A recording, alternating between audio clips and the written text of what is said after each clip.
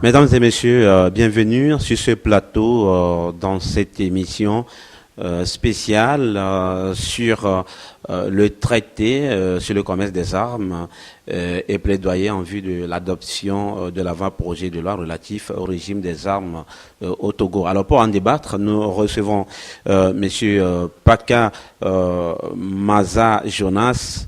Il est le secrétaire permanent de la Commission nationale de lutte contre la prolifération, la circulation et le trafic illicite des armes légères et de petits calibres. Monsieur Paka, bonjour et bienvenue. Bien, bonjour, merci. Merci d'être passé chez nous sur ce plateau pour débattre autour de la question liée au traité sur le commerce des armes. Qu'est-ce qu'on peut comprendre de ce traité-là? Alors, en clair, qu'est-ce que le traité sur le commerce des armes, qu'on abrège TCA? Merci, effectivement. Le traité sur le commerce des armes, communément appelé TCA, c'est ce traité-là qui est intervenu le 2 avril 2013. Lors de l'Assemblée générale des Nations unies, au cours de laquelle les États partis ont convenu de se doter d'un instrument international réglementant le commerce des armes. Alors dites-nous, que vise ce traité-là? Oui, effectivement, vous savez, on se rend compte que la plupart des marchandises sont réglementées à l'échelle internationale. Mais depuis longtemps, les armes qui créent des dégâts, avec les génocides par là, les violences à gauche, à droite, ce domaine des armes n'a pas été réglementé. Et la prise de conscience a fait en sorte que la communauté internationale a trouvé bon de réglementer le commerce. Donc le traité vise à réguler le commerce des armes, faire en sorte que des règles soient instituées afin que quiconque va se livrer à ce commerce sache quelles sont les règles qu'il faut suivre avant qu'il y ait commerce en bonne et due forme.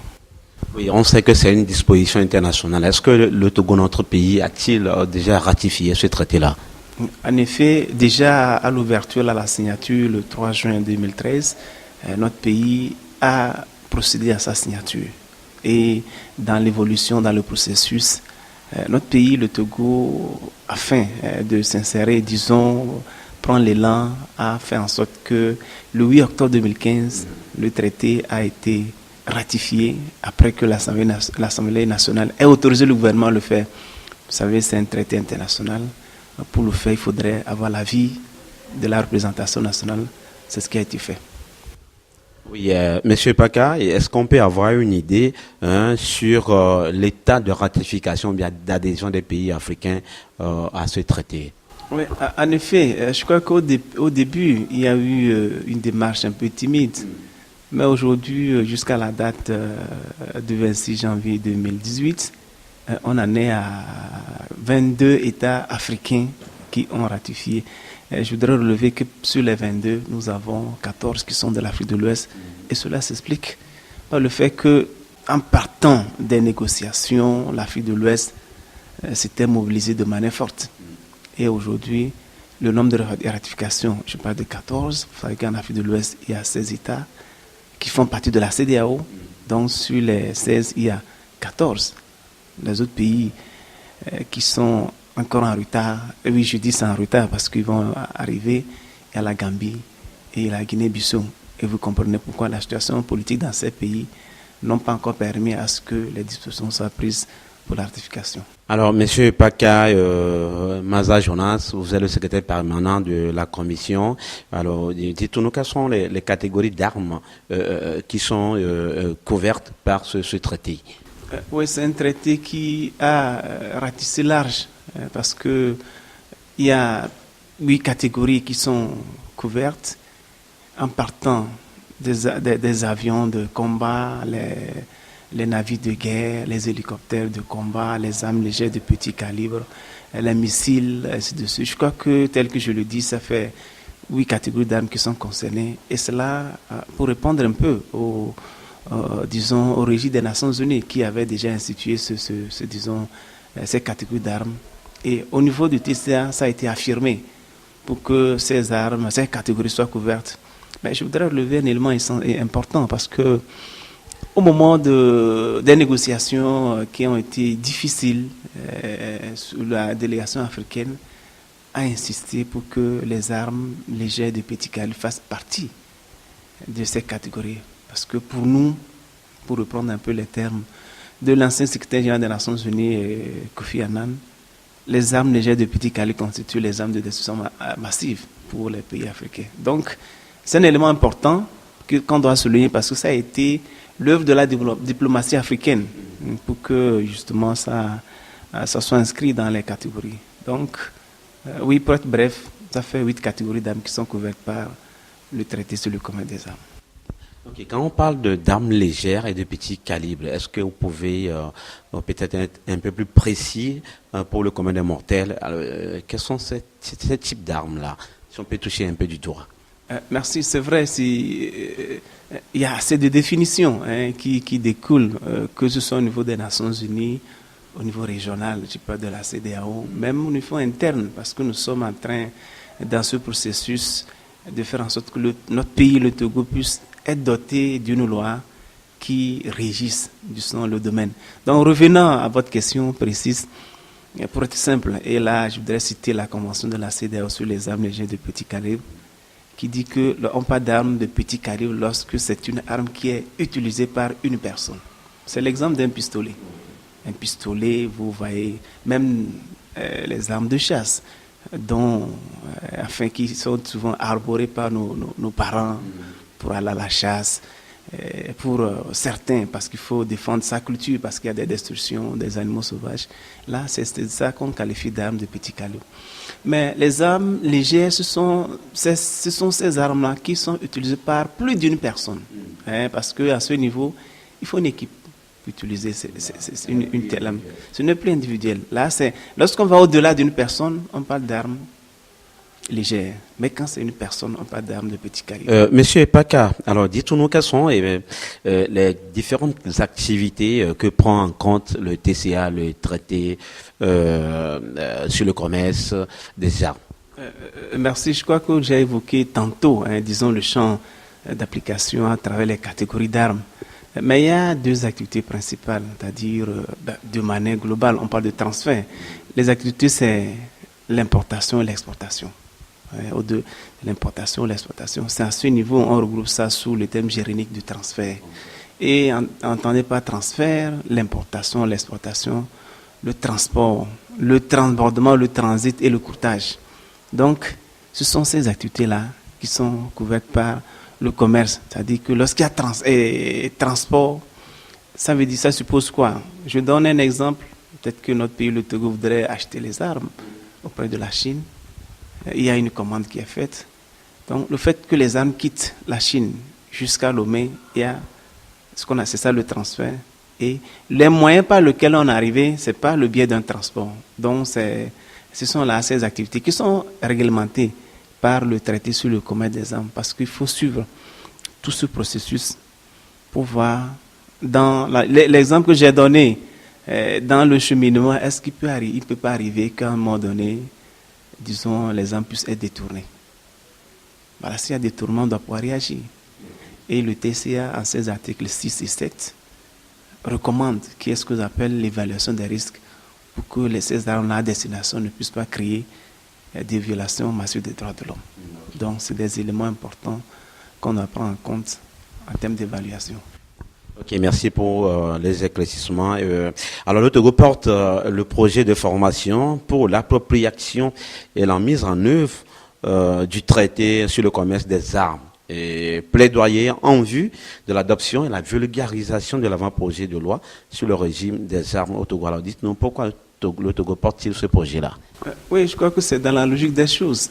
Nous avons souligné au départ que nous l'avons signé, le traité a été signé par notre pays. Nous, le Togo, l'a ratifié. Ça veut dire que lorsque vous signez, vous ratifiez un certain nombre d'engagements auxquels vous êtes souscrit. Et ça veut dire qu'il faut mettre en œuvre ces engagements. Donc, au regard des obligations auxquelles notre pays est soumis, il était question que la structure en charge de la mise en œuvre puisse prendre ce projet-là et essayer de voir qu'est-ce qui doit être fait au niveau national. Prenez le traité, il y a l'article 5 du traité qui parle de la mise en œuvre générale du traité.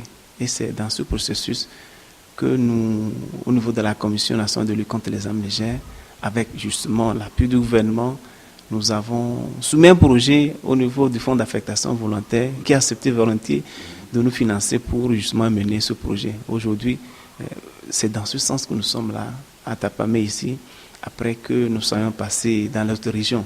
Et après ceci, on continuera pour que le projet qui est en vue puisse atteindre ses objectifs. L'objectif, c'est quoi? C'est de faire en sorte que les acteurs concernés soient sensibilisés, puissent s'approprier de la chose et dans leur domaine respectif, ils puissent jouer leur rôle.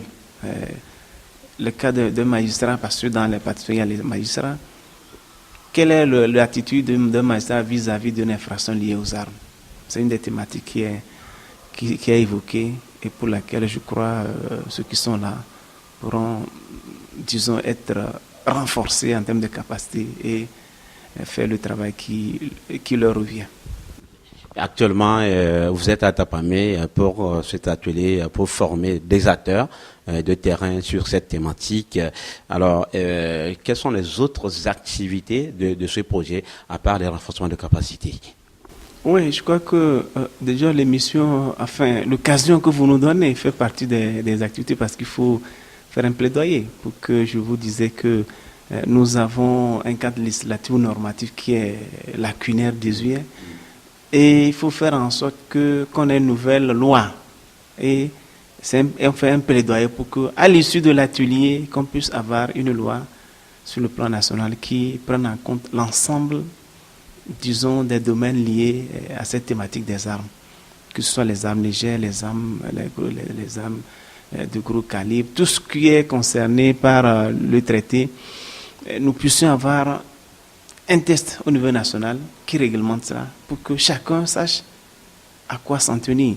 Donc, pour résumer, il y a la formation, il y a le plaidoyer que nous sommes en train de faire. Et il y aura aussi les phases de sensibilisation à l'endroit des populations pour qu'ils sachent que le Togo est parti à un traité qui ne réglemente pas seulement n'importe quelle marchandise, pour reprendre un peu les termes de la convention de la CEDEAO, pour réglementer, disons, les armes qui ne sont pas une marchandise ordinaire. Et là, ça veut dire que, enfin, c'est une des activités, ce sont ces activités que nous sommes en train de mener sur l'ensemble du territoire. Si, M. Paka, vous faites un plaidoyer pour que le Togo puisse se doter d'un test juridique dans ce domaine, alors cela veut dire clairement que le Togo n'a pas un cadre normatif sur cette thématique. Non, je ne dirais pas qu'il n'a pas. Il en a, mais le cadre n'est plus adapté. C'est un cadre qui est plus ou moins dépassé. Parce que la loi qui régit le régime des armes au Togo date de 1959. Et quand vous prenez ce test, il ne parle que d'une catégorie d'armes. D'une catégorie d'armes. En quelque sorte, vous voulez que le Togo réactualise ce test-là? En effet, il faut réactualiser et l'adapter. Parce qu'il y a une évolution. Les criminels, enfin, les infractions qu'on connaissait en 1959 ne sont pas les mêmes aujourd'hui. Il y a au-delà la cybercriminalité qui est développée, il y a le trafic des drogues qui est rentré dedans. Mais ça veut dire que, voilà, nous avons un test qui n'est plus adapté. Il faut faire en sorte que la nouvelle loi, qui est en cours d'ailleurs, parce qu'il y a un avant-projet de loi qui a été travaillé, qui est au niveau du gouvernement, puisse prendre en compte tous ces aspects-là, pour que nous puissions cerner la thématique et permettre aux agents chargés de l'application de loi d'être à l'aise lorsqu'ils sont en face d'une telle infraction. Monsieur Paka, on va creuser un peu cet avant-projet de loi sur le traité du commerce des armes. Alors, que contient ou bien que cache cet avant-projet de loi-là? Est-ce qu'on peut avoir une idée de quelques en fait, points essentiels de cet avant-projet de loi? Merci beaucoup. Je vous disais tout à l'heure que nous avons un cadre législatif désuet, lacunaire. Et en cela, la Commission a proposé un document pour moderniser le cadre législatif ou normatif sur le régime des armes au Togo. C'est un avant-projet de loi qui aujourd'hui, après qu'il ait suivi le dernier travail de validation lors d'un atelier qui comporte 12 titres avec 194 articles, C'est de manière provisoire parce que ça peut évoluer, étant donné que le gouvernement va se prononcer sur là-dessus. Après, ça ira au niveau de l'Assemblée nationale. Les députés pourront faire des amendements. C'est que ça peut évoluer en grand nombre ou ça peut régresser. Ça dépendra. Donc, c'est un document qui, de manière globale, par des définitions de ce que nous avons vu comme armes légères de petit calibre, qui parle aussi des conditions de détention des armes au Togo, qui peut détenir une arme, dans quelles conditions.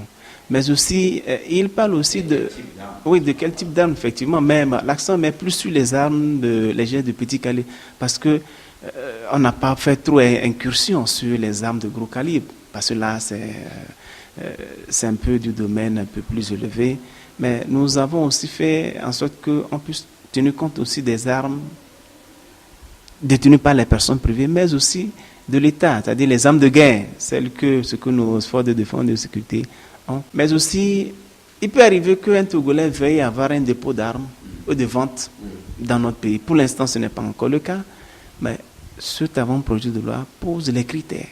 Comment on peut devenir peut-être un armurier, par exemple. Et il y a aussi un titre ou des chapitres consacrés aux infractions. Les infractions qui peuvent être commises et aussi les sanctions pénales qui peuvent s'en suivre.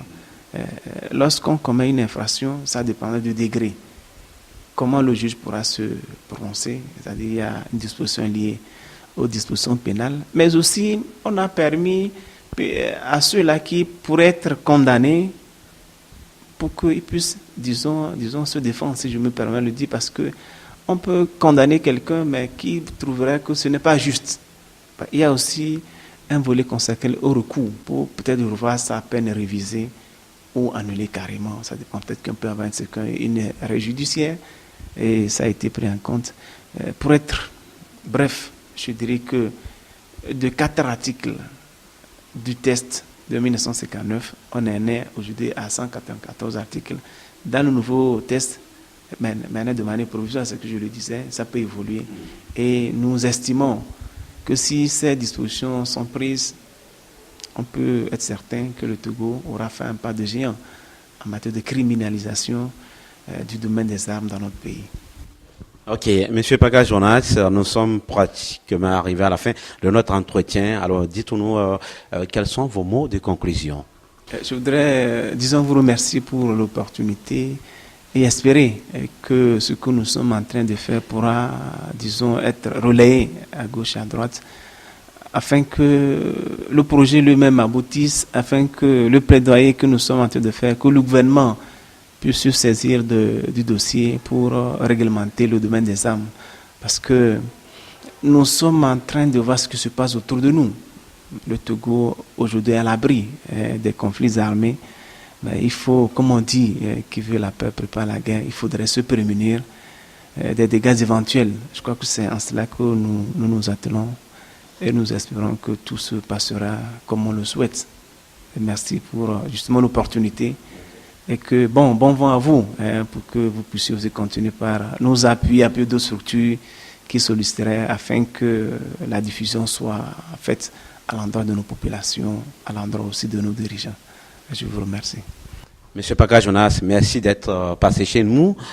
C'était un entretien sur le traité du commerce des armes, sur le commerce des armes et plaidoyer en vue de l'adoption de l'avant-projet de loi relatif au régime des armes au Togo. Alors donc, on recevait Monsieur Paka Maza Jonas, il est le secrétaire permanent de la Commission nationale de lutte contre la prolifération, la circulation et le trafic illicite des armes légères et de petits calibres. Merci de nous avoir suivis. Au revoir et à la prochaine.